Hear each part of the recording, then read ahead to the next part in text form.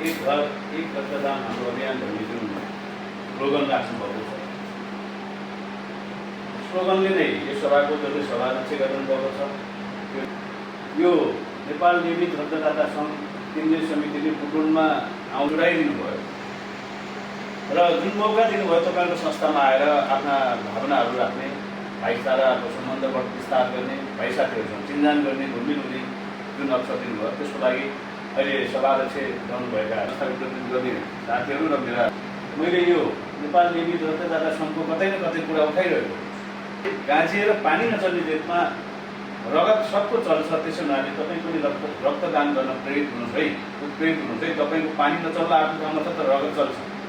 भनेर मैले धेरै ठाउँमा भन्ने गरेँ। आफू पनि कता कता समाजसेवाबाट उत्प्रेरित भएर बुवा आमाको मृत्यु पश्चात मैले एउटा तारानाथ रेशम कुमारी फाउन्डेसन, इङ्ग्लिसमा हामीले त्यसलाई टिआर फाउन्डेसन भनेका छौँ, त्यो टिआर फाउन्डेसनले कहीँ न कहीँ कतै न कतै सहयोग गरिरहेकै छौँ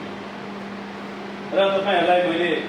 आज यो मौका दिनुभयो। यसरी बाहिरपट्टि राखेर तपाईँहरूको यो निमित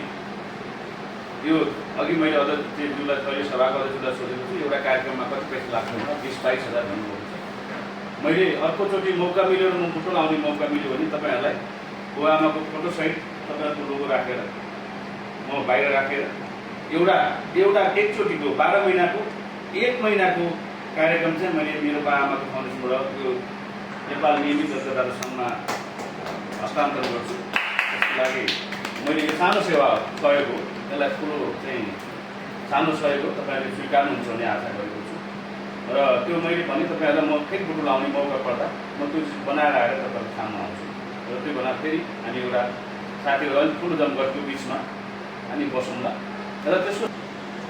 चाहिने जुन एकचोटिको 20-21 हजारको दरले चाहिने 12 महिनाको चाहिँ रकमको लागि आर्थिक स्रोत जुटाउनुलाई मबाट के पहल हुनसक्छ, कस्तो पहल हुनसक्छ, म त्यसको खोजी गरौँला। मैले वचन अहिले के दिएँ भने खोजी गर्ने मात्र वचन दिएँ, पुरा गर्ने होइन। र त्यो खोजी गरिरहँदा सायद मलाई लाग्छ सम्भवतः त्यो काम हुन्छ होला लाग्छ मलाई। त्यस हुनाले मेरो सबै साथीहरूलाई, मेरा त्यसै भइरहेका औषध व्यवसाय साथीहरूलाई पनि मैले यो तपाईँहरूको यो चाहिँ यो आजको यो सन्देश मार्फत के आह्वान गर्छु भन्दा यो हामी नेपालमा एकले अर्कालाई हातेमालो गर्दै अगाडि बढ्नुपर्ने देश हो, यो आशालाई पनि अनुरोध गर्दै गर्दछु र त्यो साथीहरूले पक्कै पनि तपाईँहरू मेरो आवाज साथीहरूसँग पुग्छ र